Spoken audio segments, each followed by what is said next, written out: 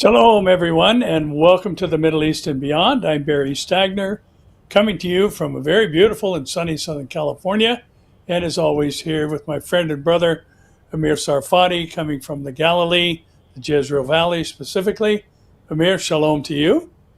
Shalom, Pastor Barry. It's good to see you again, and it's a beautiful evening. We had a wonderful sunny day as well here, and can't wait to delve into our program today. Well, we've got a lot, morning voice over here. Got a lot to talk about today, a couple of stories related to the subject that we covered just this past Monday on the roundtable with our dear friend Jan Markell. And we talked about AI and its role in the last days, especially as it relates to the tribulation period. But the IDF is now involving this in their strategies for the future and even revolutionizing future combat. So, Mir, maybe you can tell us what that's all about regarding AI and its employment by the IDF. So basically, during our program this past Monday, we talked about the fact that AI can be used for good things and important things. And after all, it's a technological revolution such as the .com in the 80s and the social media in the 2000s. We're going through this one now. But of course, like everything else, technology can be used for evil purposes. And the enemy is using it and will be using it in a greater scope, especially during the tribulation. We also alluded to the fact that the events of Revelation 13 could be actually possible, very much so, with technology that AI is propelling.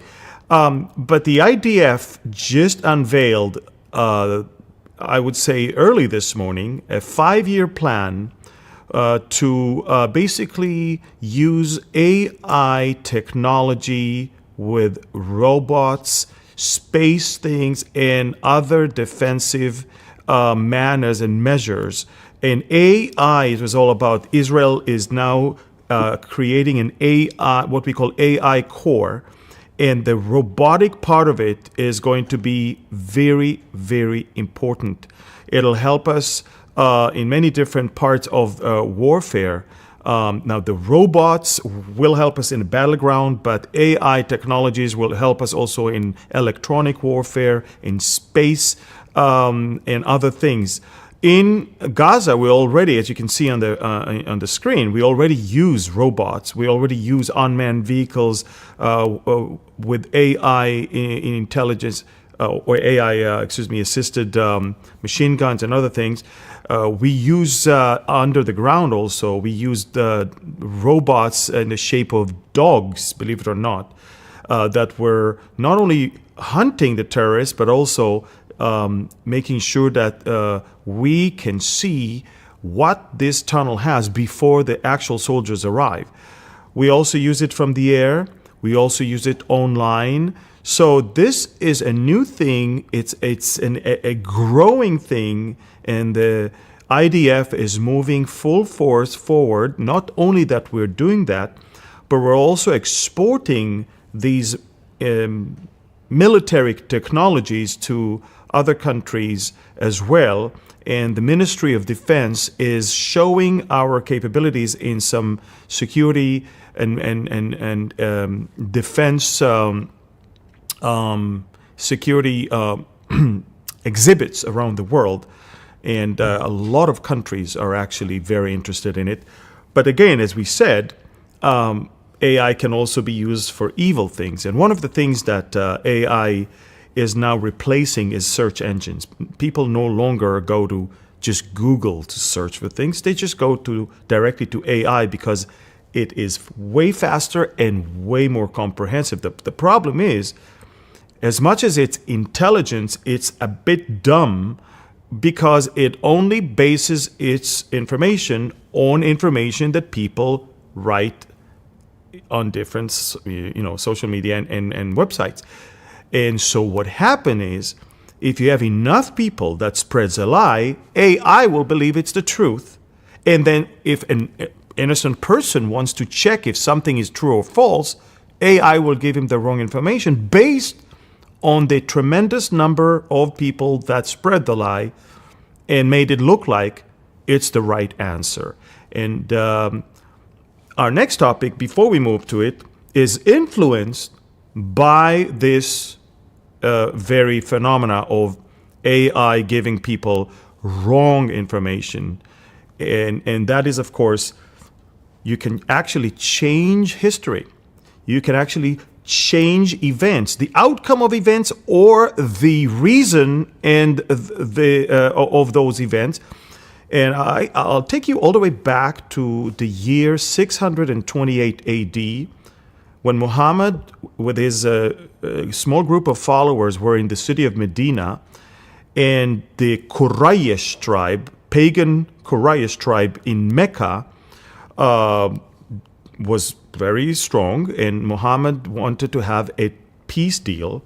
And they went to a city nearby Mecca called Hudaybiyah. They signed a treaty in 628, that a treaty for 10 years, that they will not attack one another.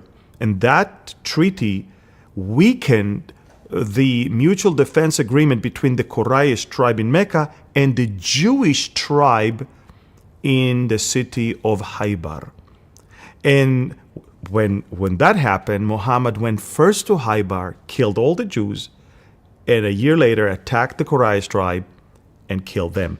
In other words, the idea was to sign a treaty until your enemy is weak. And once your enemy is weak, you don't wait until the treaty is expired. You go immediately and attack. And that is, of course, why I mentioned that, because now, on our next topic, the Shiites admit, one of the most popular Lebanese Shiite Telegram channel owner, basically wrote that that the Ayatollahs better reach a deal just like Muhammad did with the Jews or with the Quraysh tribe. What is he saying? He's saying, let the Ayatollahs sign a treaty with the U.S. It will get the U.S. off their back, and when the time comes, they can attack. Exactly as Muhammad did with the Jews in Haybar and with the Quraysh tribe in Mecca. And so, why am I saying that? Because now all the Muslims already changed the Wikipedia and websites and everything. If you go now to the Hudaybiyah Treaty, you will find out that it's not Muhammad who violated the treaty, but it's the Quraysh tribe. So now they changed history. If you did it 3 years ago, websites and Wikipedia will tell you that Muhammad did. But now they're changing history, and AI is assisting them. And so you can imagine, Pastor Barry, I'm telling people something, they go and try to fact check it, and they come back to me and say, you're wrong. Why am I wrong? Because somebody worked very hard to change everything. AI believe it, and now they present it as the right answer. So it's very interesting to see that, but I am telling the President of the United States, do not for a second believe a word that the Ayatollahs are saying. They do not need nuclear energy. They do not need that. And if you need nuclear energy, you buy, if it's just 5% enriched, 3 to 5%, you can buy it. You don't need to enrich it yourself. And if it's only up to 5%, why do you enrich it to 20, 40, 60?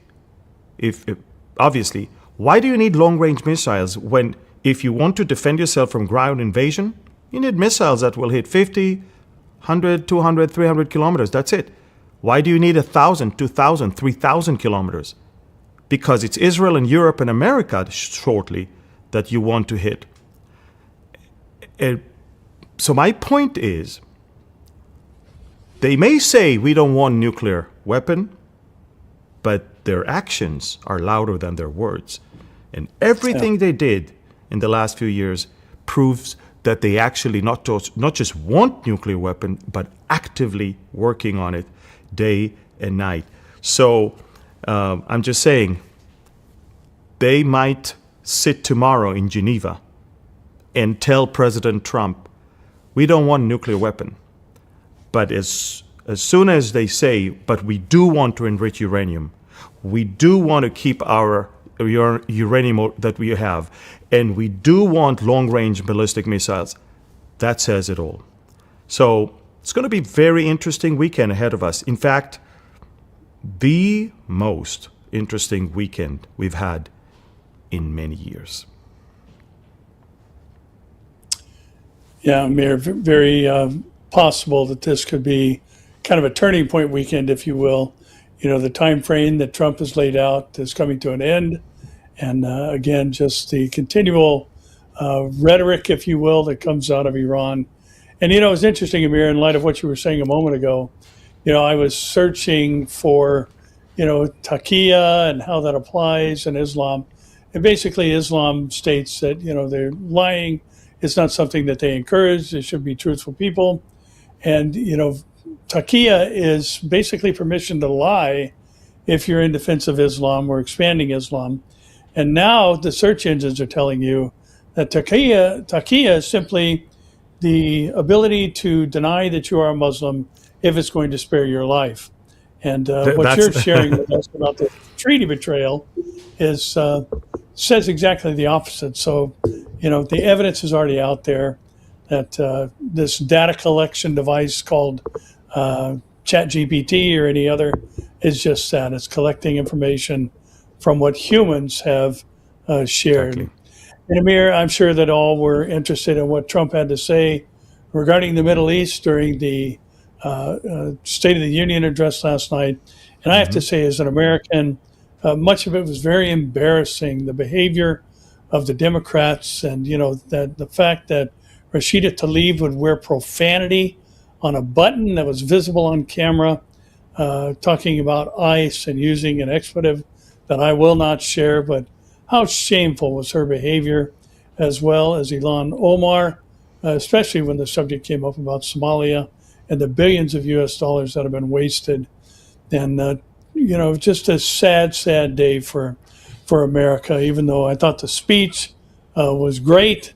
One thing that I took out of that whole event, that record-breaking length of a State of the Union address, an hour and 47 minutes, was how many times the president honored Americans, American soldiers, you know, from the 100-year-old guy who was in major dogfights in Korea to the helicopter pilot that was instrumental in removing Maduro, and just ordinary people that have experienced the consequences of open borders and all that. I thought it was a wonderful time of representing America and giving thanks to those who have secured and maintained our security. But he said something that I thought was interesting, and I think you pointed it out on Telegram, that he said all he wants from Iran is their word that they have no nuclear aspirations. Well, they've already given that multiple times, as you pointed out a moment ago. But the reality is they absolutely have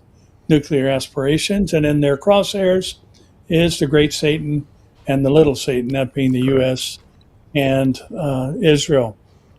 Now, what did he have to say about Gaza? That was kind of an interesting little section there where the president was talking about the things that have transpired. Yeah. So before I say that, I will just say it was very shameful. As an Israeli, I was ashamed to see that none of the Democrats stood up also to honor the veterans or the mother of the Ukrainian woman that was slaughtered in the subway in America. And so I was shocked to see that. I mean, it's one thing if you don't want to acknowledge your president, but it's another thing when you don't even acknowledge your war heroes. And if you don't even acknowledge the fact that parents should not have their kids taken from them for, you know, some surgeries that remove their, you know, organs and stuff like that. But the thing is this, okay, so President Trump, when it comes to the Middle East, he referred to two subjects, to Gaza and to Iran. In Gaza, to your question, he actually said, look, we brought all the hostages back, dead and alive. And he said, look, the war is no longer strong. It's on a much, much lower scale right now. And he also kind of complimented Hamas that they complied and dug in order to retrieve the bodies. You know, it's okay. The president's tactics are, I will give compliments to my enemies until I strike them. And so I think that Hamas knows their days are numbered as well, and the president is just going towards that direction. But it's very interesting. This president, this administration is being attacked mostly by the woke right, or I will say the woke Reich, as if he is Israel first and not America first. And the Iran war is used by them as an example as to why America is not caring for America but cares for Israel. So the president, in his entire section about Iran, did not even mention Israel once. He actually said that not only that the Iranian regime is responsible for the killing of multiple Americans, not only that the Iranian regime was responsible for the slaughtering of at least 32,000 of their own, but the Iranian regime is also working on nuclear and ballistic missiles that can already reach Europe and will shortly reach America. He did not even mention Israel. He said, you guys, if you think it's Israel's problem, it's not. It's Europe and America's problem. It's way beyond that. These people are evil. They kill us, they kill their own, and they are still working towards capabilities to hurt us even in the future. So he's saying it's not Israel. It has nothing to do with Israel. It has to do with an evil regime that has been killing us and its own, and it is actively working to have the capabilities to not just go after small Satan, but after big Satan, which is the United States of America. And so the president made it clear, when I make up my mind about strike in Iran, it is an America first decision. It has nothing to do with Israel. And I'm telling you, Pastor Barry, if the Republicans are going to lose in the midterms, it's not going to be because of the Democrats. The Democrats are pathetic, weak, and almost insignificant at this point. The problem is the woke right. The problem are the millions that these influencers are carrying after them that believe horrific conspiracy theories, mostly anti-Semitic ones, that are actually causing them to doubt the things that their government is doing in order to defend its own people. And so I'm telling you, if the Republican Party is not going to clearly distance itself from these influencers, such as Tucker Carlson and such as Candace Owens, such as, there's even Megyn Kelly and others, if the Republican Party is not going to clearly, publicly, unashamedly denounce these people and distance itself from them, there will be a lot of problems for the Republicans in the midterms. And the Iran thing, I think that one of the reasons why the president is not exactly excited about doing something there is because of people like Tucker Carlson, who rushed to the White House once he got out of Israel from this horrific, shameful, if I can call it even interview with Huckabee, and asked audience with the president, and received one, but the presidents didn't want anyone to even see it. And it's very, very bad. And unfortunately, we see that their power, their influence, especially on the vice president. The vice president is a big friend of Tucker Carlson. His son is working. Tucker's son is working for Vance. It's a sad thing to see that. But the State of the Union made it very clear. President Trump is not just talking about nuclear. He's talking about the missile program as well. And I know that the Iranians don't even want to talk about it. Because for the Iranians, they might never use the nuclear, but they will surely use the ballistic missile because they already have been using them against us multiple times. The first time they sent missiles towards Israel, it was the largest ballistic missile attack in the history of warfare that they launched towards Israel. And so they did it a couple times more after that. So if America wants to go after the Iranian regime right now, they will have to, first thing, obliterate all the missile cities under the ground with your B-52s and B-2s and all of their launchers on the ground, and at least take from them that capability. Because just 10 minutes ago, the Iranian Foreign Minister, Arakji, on his way to Geneva said that should America attack Iran, the Iranians are looking at every single American base in the Middle East as a legitimate target. And they're not going to send nuclear weapon, they're going to send ballistic missiles. That's why the ballistic missiles are as bad, if not even worse, and you have to address that problem right now. You have all the power in the world right now around Iran. We've never seen a buildup of power like that in our life. I mean, as far as Israel is concerned, we never hosted the F-22 Raptors on our soil, ever. And we already have 12 that arrived, and 6 that will arrive tonight, and 6 that will arrive tomorrow. U.S. tankers are parked in Ben Gurion Airport and in other places. Unbelievable. Not to mention your hundreds of stealth fighter jets in Jordan, in Qatar, in Saudi, and other places. So it's going to be an interesting thing. And I think I'm not a prophet. I don't want to talk. I hope I'm wrong, but a lot of people are eyeing this coming weekend as the one that it might happen. Amir, you mentioned the woke right, and I think another moniker for them would be the wrong right. And sadly, you know, those on both sides of the aisle are completely ignorant of the Shia eschatological picture, and they feel, and I think we saw with Mahmoud Ahmadinejad, he kind of saw himself as almost a John the Baptist type character. Correct. Who is making a way for the 12th Imam, or the Mahdi, to finally appear. And the Mahdi has the responsibility to bring an end to the apocalypse that Shia Islam has basically introduced. And he can't come until that apocalypse happens. So, you know, it's way bigger than just our protecting our only real true friend in the Middle East, and that being Israel. Mm-hmm. It's about watching over the world and preventing, you know, this caliphate that they want to establish.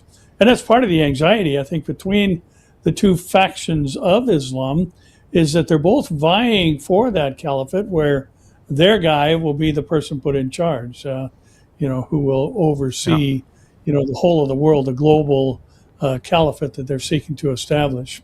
And, you know, these types of things, I think, are important for all of us to keep in mind. And that's why we ask you to subscribe, share, comment, and like this video, as Amir mentioned each time we do a program together, that we need to make sure we have influence over the algorithm, because when there are lots of comments, when there are lots of likes, shares, and subscriptions, this is going to push it up and expose this particular video and others like it to an audience that wouldn't necessarily join us simply by nature.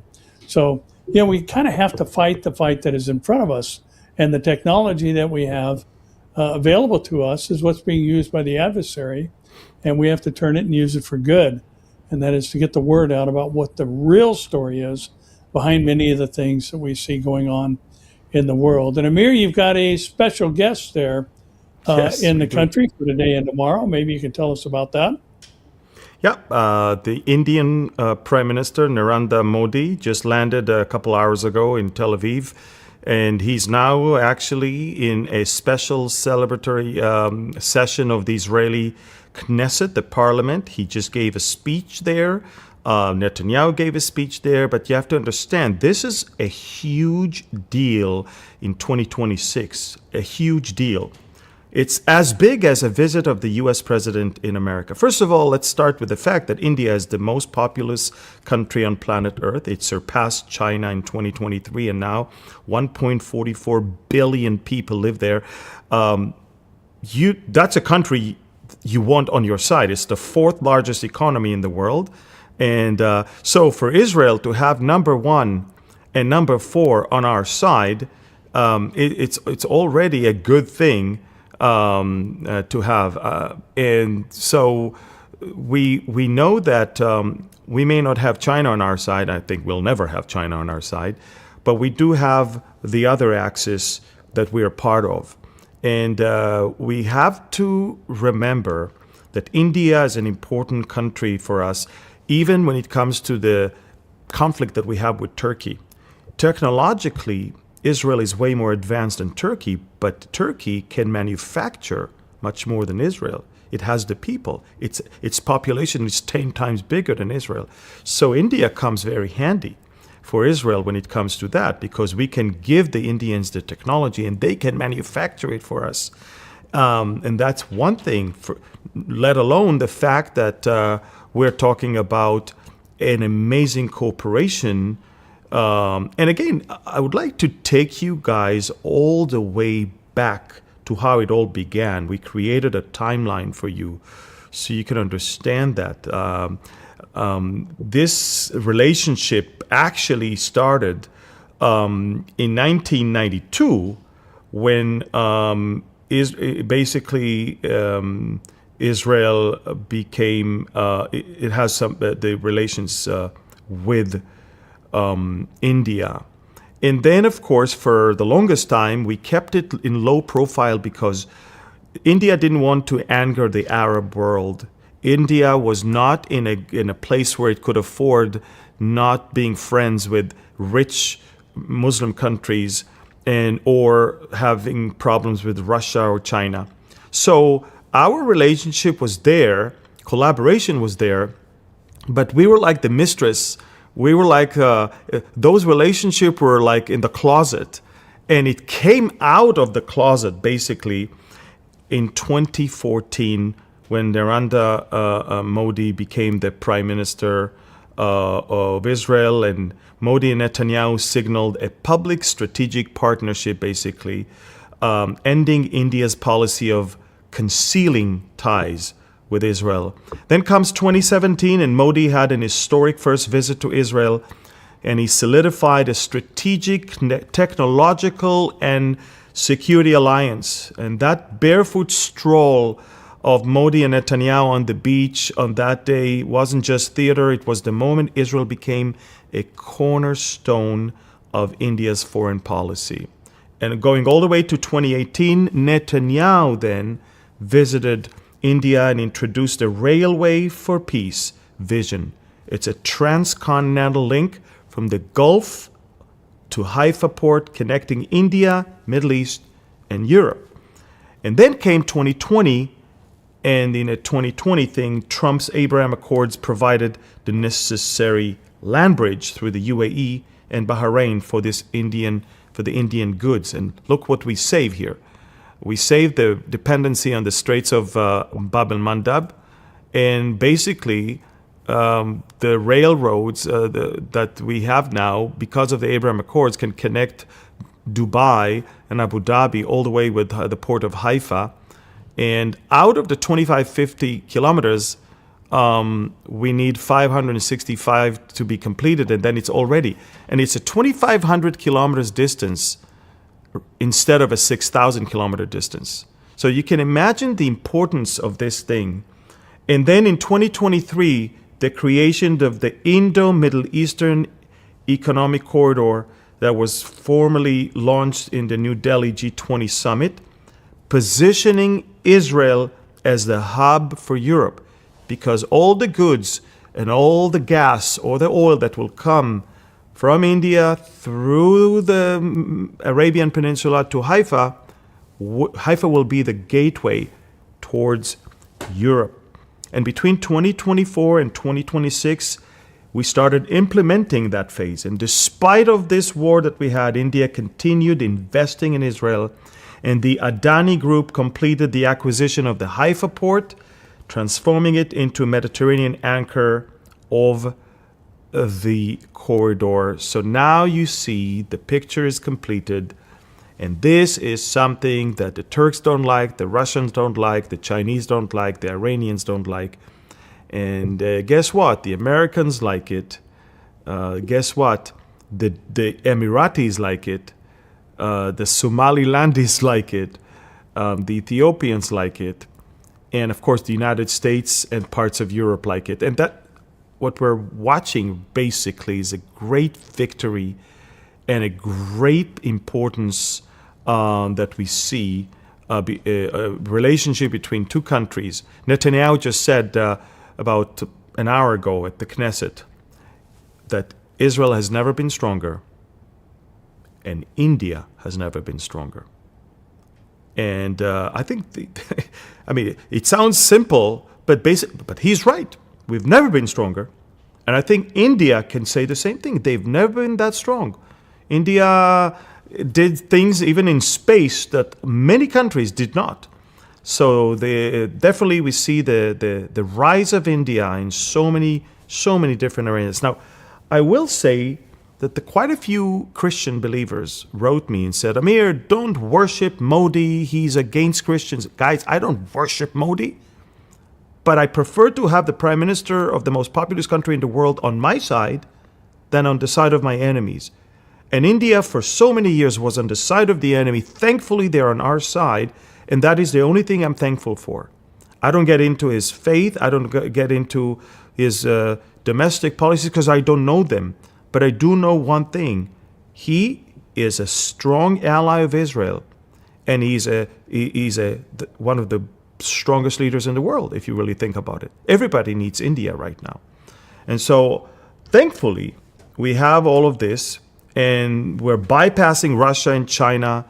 And this route is going to transform Israel from just a diplomatic island into a vital global transit hub. And remember, biblically, we always want to tie things biblically. And biblically, Israel has to thrive. Biblically, Israel has to be strong. Biblically, Israel has to cause Russia and China and Iran and Turkey to envy. And that's exactly what the attack of Ezekiel 38 is all about. And so I believe that Russia and Iran and Turkey are watching this visit right now, and they're very envious right now. And the outcome of this visit will make them even more envious. And probably the only reason why they're not coming against us right now, because they're weak. The minute America will step down, and the minute Israel will be vulnerable and exposed, and the minute they will feel that they're strong enough, they'll immediately come against us. And the first reason is economic, financial. Right. And so you and I are watching right now an amazing fulfillment of Bible prophecy. And the fact that we talked earlier, a few minutes ago, about Iran waiting for the right moment to strike back, it's very biblical. Very, very biblical for them to deceive the world as if they're okay and they want peace and they don't want nuclear, they don't want this, they don't want that. And then the moment they feel that they're ready, they'll join a bigger coalition and come against us. So wow, we do live in phenomenal fulfillment of prophecy nowadays. Yeah, we really do, Amir. And I think what you just shared is so critically important to understand, where we are in the chronology of events as they relate to the last days, the potential breakout of the Ezekiel war. And I've said in time past, we've talked about this, Russia to me was always kind of the odd man out. You got four nations that are named that are ideological in nature. They all share the same basic religious belief system, and they fall on the extremist side of that. But Russia, even though it's home to some Muslims, it's not by any stretch of the imagination a predominantly Muslim country. But now we've seen in recent days the real shift into what is actually the motivation of the Ezekiel war, as you said, and that being economic in nature. And, this change from 6,000 kilometers to 1,500 miles is significant in that it puts Israel as the economic hub of tapping into the European market, which is hugely, Russia is hugely dependent upon, especially for energy-related products, that European market. So this is a major, major development, I believe. And with only 535 miles to go, we're not too far away from completing that. And that final dent in the hold that Russia has played on portions of Europe. We've all read about the fact that they're going to cut off natural gas sales to basically manipulate a response from different European countries and put them in a place where they're basically going to either cooperate or freeze to death. And all that is about to come to an end. So this could very well be the motivation behind all this. And I'll refrain. Well, maybe I won't. I was going to say, you named some things about India. One thing I know about India is they can answer your call whenever you need it, with all the call centers. That's true. So, Amir, you mentioned Huckabee and Tucker Carlson a moment ago. And what a shameful, basically slap in the face of America in the eyes of the global community, certainly in Israel, for Tucker Carlson to talk about the fact that he'd, been detained at Ben Gurion Airport and all these other things that have now been proven to be nonsense. But there's a conversation that took place, obviously, and Huckabee has now responded multiple times, quite convincingly, I would add, about Tucker's visit and his position regarding the nation of Israel. I think that Huckabee even said that I wish it was a real interview, but it wasn't. Tucker came with a long list of accusations and sort of like traps that he truly was hoping that Huckabee is going to fall into. Tucker lied most of the time. At least in one case, he had to admit that he was wrong. He had to shoot a video that he was wrong, and he had to pull his original interview, cut that part, and then upload it again. That's how much he was afraid of a lawsuit when he said that the president of Israel visited the Epstein Island, which it was a real big, lie, and then he admitted that he was wrong. But the problem of Tucker is that he never bases anything that he says on facts. He always says, everybody knows, everybody think, everybody say. Who's everybody? It's your lunatics that follows you that say that, and it's nonsense. Remember how he shamed Senator Ted Cruz, that the senator did not know how many people live in Iran. And then comes Tucker and praises Qatar for the Christian population that lives there. And then Huckabee asked him, do you know how many Christians live in Qatar? And Tucker did not know. Because the facts don't matter here. It's the narrative. And he would not even say that the Christians in Qatar has no rights. These are slaves. They have no rights to share the gospel. They have no rights to live anywhere. They have no rights to have their churches outside of a ghetto where all of them have. But he would not talk about that because it's against the narrative. Now, two things caught my attention in this whole shameful interaction between him and Huckabee. And one is that he actually doubted if I'm a Jew. And he said, I don't even know if these are the real Jews. They need to take a DNA in order for us to see if they are really descendants of Abraham. So, do you have Abraham's DNA that you can compare it?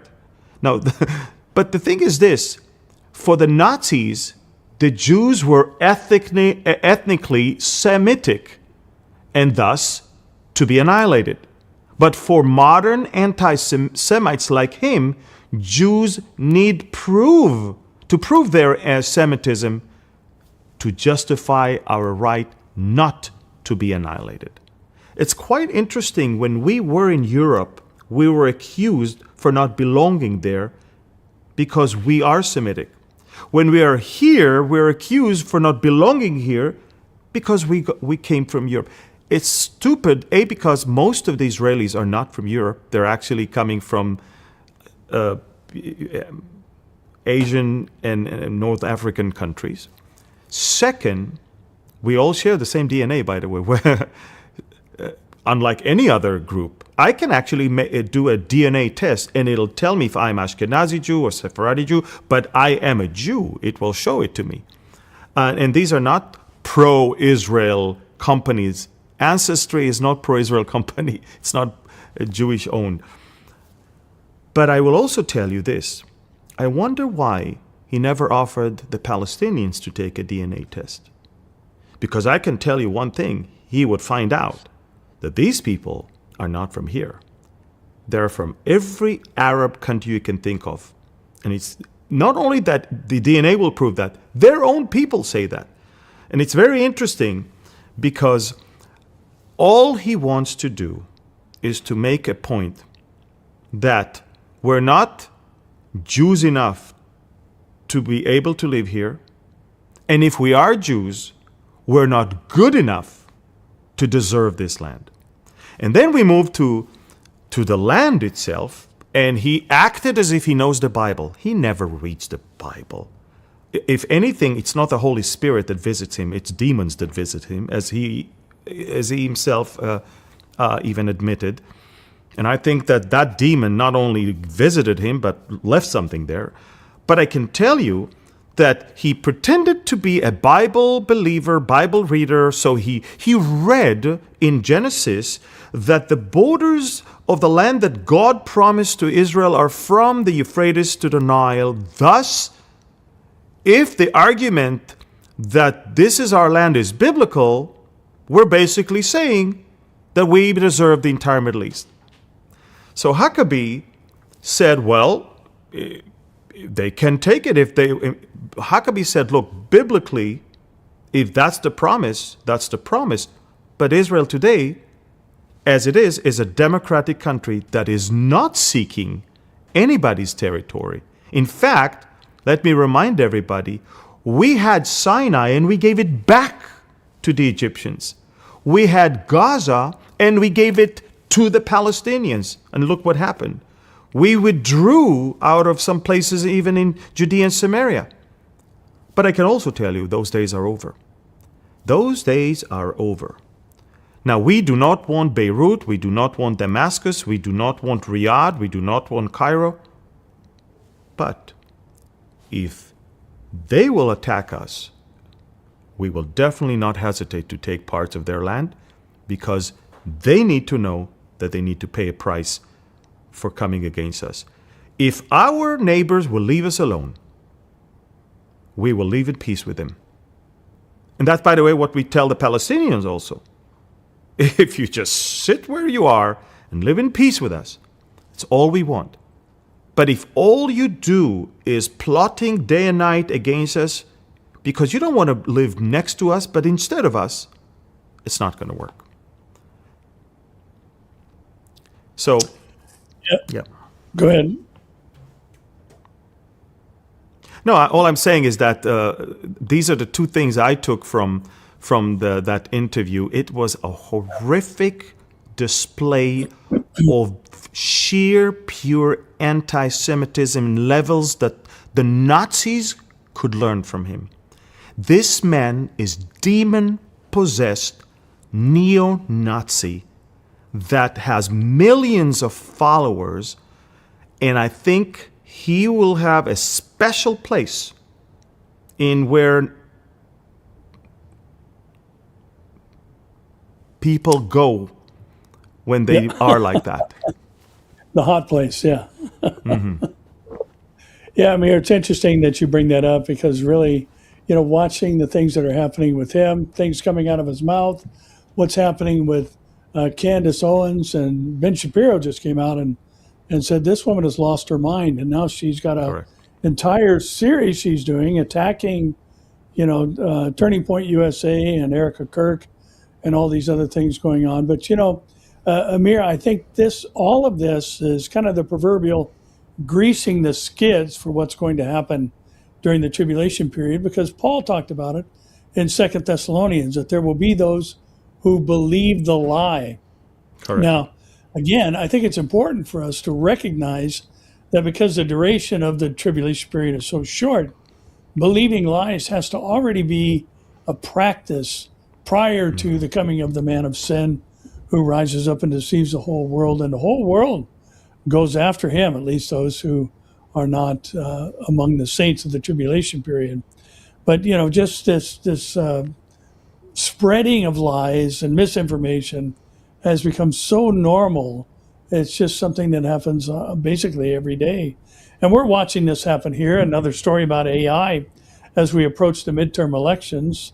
And, sadly, Amir, the vast majority of the time, the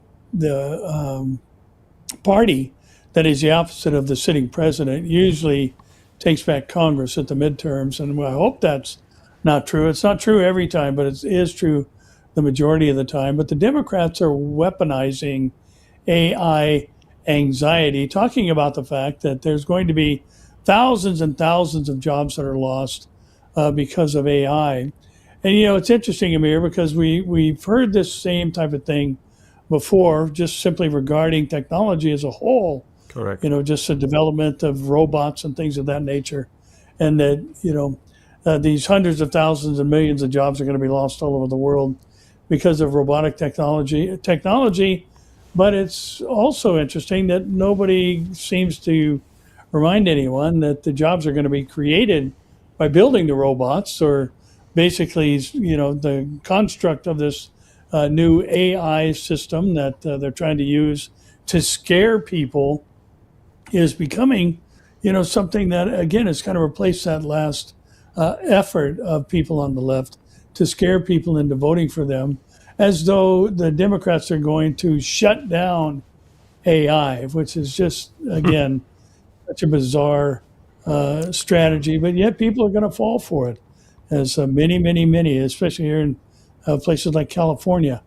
They've been warned that there's 100 million jobs that are going to be lost via men like Bernie Sanders. And the automation that comes from them is going to basically put everybody in the poorhouse. And, their hope is that, that they'll vote for them back into office. But the interesting thing is that most of the AI titans, so to speak, are actually left and in their political party and alignments. And yet here we see this being used to scare people into voting for them at the midterms. And again, now you've got people accustomed to believing lies. And now we've got another one that could have a very real impact on the midterm elections and change the structure of the three houses of American government. They're always scaring people. Remember how Al Gore promised that within a few years, Earth will disappear because of global warming. And Right. here we are 20 years later, and things are not exactly as he said. But at the time, he scared people. And that was a tactic for them to scare people in order for them to vote for the people who really care and that are going to do the change, to make the change for the better of humanity. And they're so evil because I don't believe they really truly believe what they say. I'm talking about the leaders. I think they know exactly that they're selling lies, and that's 10 times more serious. Because as we said on Monday, there are ignorant people and they are deceivers. Ignorant don't know the truth and they buy the lie because somebody sold it to them. Deceivers know the truth and they sell the lie. And so the leaders of that party, they are deceivers. And they build on or count on ignorance and ignorant people. Yeah, Amir, it's interesting. Speaking of Al Gore and others like him, one of the big threats and one of the scare tactics and fear mongering that they used is the rise of the oceans because of the melting of the ice caps and all this other stuff that, so much is going to be flooded along the coastlines. Millions of people are going to be without a job. People will die, all this other stuff. And yet, most of these people who use that type of fear mongering live on or near the beach. Many of them even in Martha's Vineyard.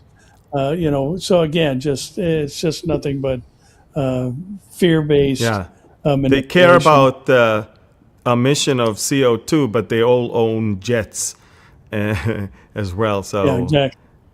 Over 500 were at the Super Bowl of these people that are banging on the and they want open borders, but they'll have the highest walls around their house. Highest fences, that's right. It's the same thing. It's the same thing. Yeah, sure is. I said something as we were watching the State of the Union address last night as the cabinet members were coming in. Rubio's face popped up on the screen, and I said to my wife, I said, there's the next president. I hope that's true, but who knows what's going to happen. But he is countering Iran and the Caribbean, reasserting U.S. dominance after Maduro's fall, and he's heading to the Caribbean, specifically to the country of St. Kitts and Nevis, to reassert the president's interest in the Western Hemisphere shortly after removing the then known Venezuelan president Nicolas Maduro from power. And much of the world is keeping their eyes on what's happening in the Middle East. And, I think the USS Ford is in closer proximity to the nation of Israel than it has been in the coming weeks, making the final leg of its journey. And as you mentioned, F-22s on the ground. The F-22 doesn't go anywhere where it could be exposed and its technology revealed. So, I think the threat of this is the potential of this being the weekend that you mentioned earlier is quite possible. But Rubio, the speech he gave a couple of weeks back was just simply tremendous, very presidential. And, watching him now head down to say, hey, keep your eyes on what's going on in the Middle East because the president intends to have influence over the whole of the Western Hemisphere. Yeah, and I want to ask people, regardless of what's going on here, I'm planning on getting on a plane. I mean, not regardless. I mean, if there is a plane, I'll get on it, and I'll hit America next week, right on time for our proximity conference. I would like to invite you all to sign up for our proximity conference. It's next Saturday, not this coming Saturday, but the one after. It's March 7th. Yeah, March 7th. Exactly, March 7th. It's organized by Barry's Church, Calvary Central OC, but it is actually happening at Calvary Chapel of East Anaheim.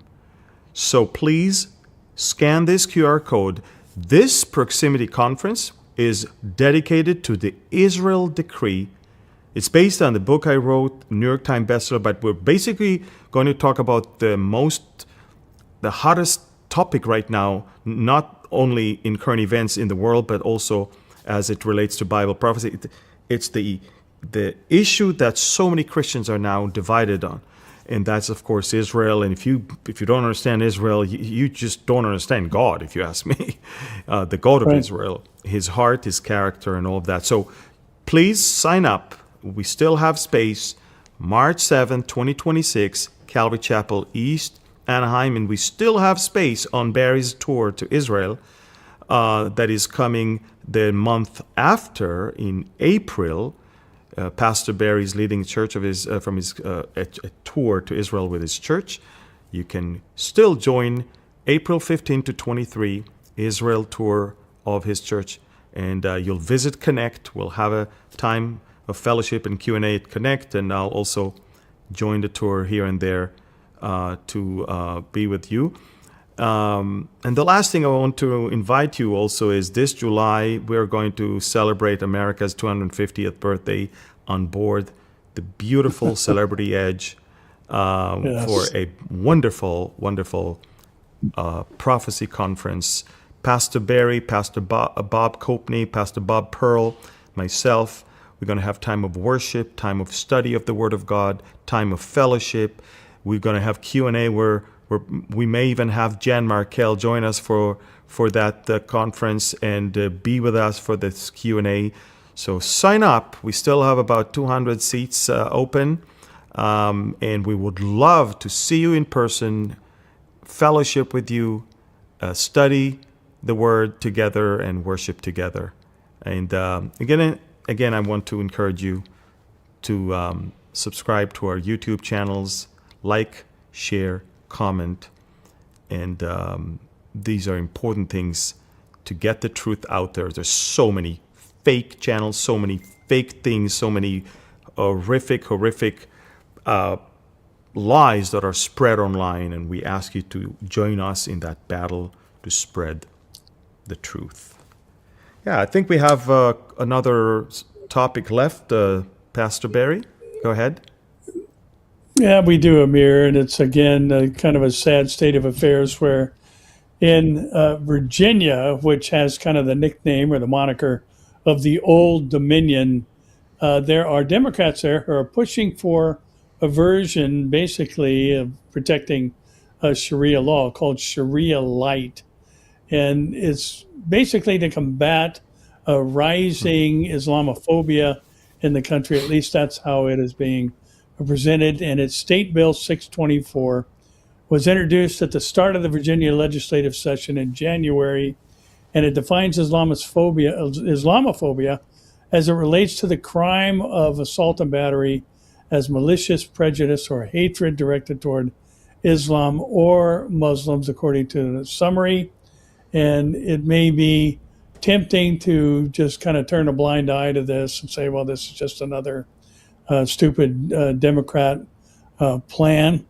But under the category of assault and battery, it takes a rather radical step of criminalizing anything that could be construed as the hatred of Islam. In other words, like many of the left-leaners do today, they equate words that hurt people's feelings to acts of violence, and therefore the punishment is covered under the same constrictions of the law as it relates to violent crimes. So if you say something derogatory about Islam, which is the practice of the Muslims, you are guilty of a crime.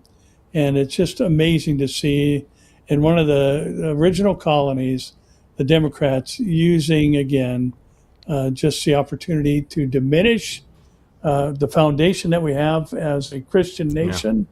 Yeah. And, a lot of people like to say, well, that's not true. We're not a Christian nation. We weren't founded on, Christianity. But, as Charlie Kirk would like to point out, 55 of the 56 signers of the Declaration of Independence were Bible-believing Christians. So, again, that whole issue, I think, just can be put to rest as to whether or not we have a Christian heritage.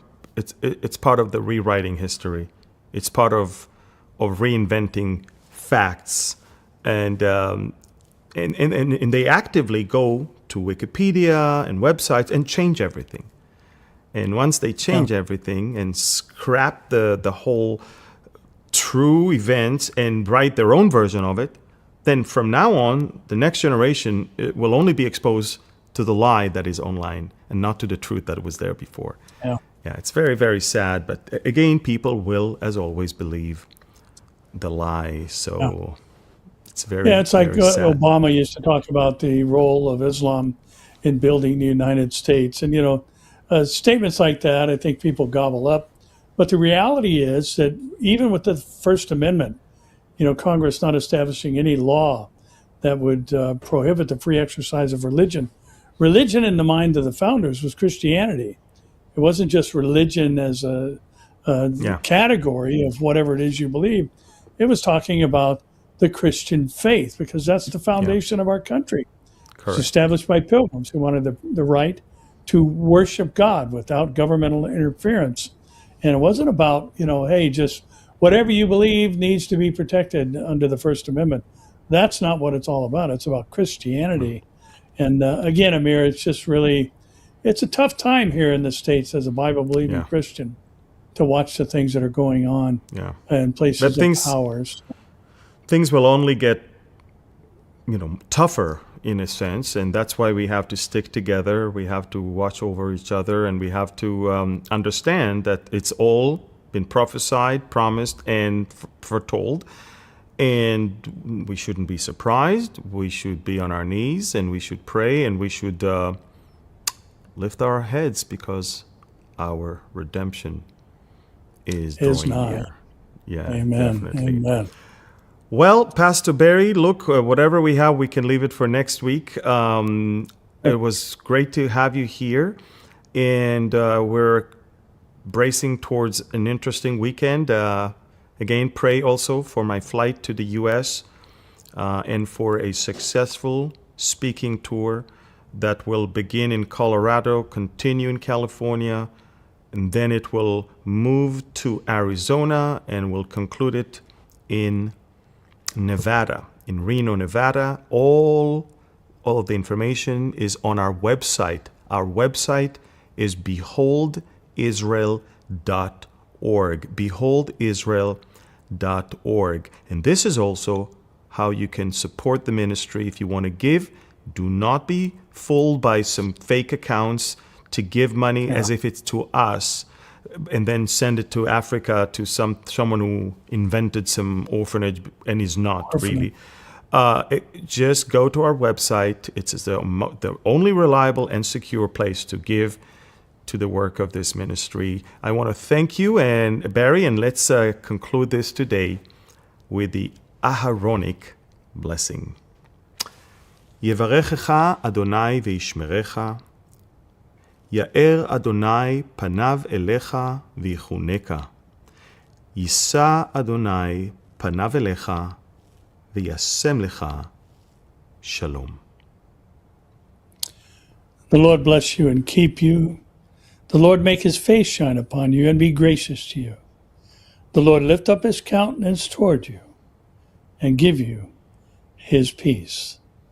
In the name of Yeshua, we pray this blessing. Amen. Amen and amen. Thank you, Pastor Barry. Thank you, everyone, for watching. Share this with as many as you can. God bless you, and shalom from Galilee and from California. Shalom. Shalom.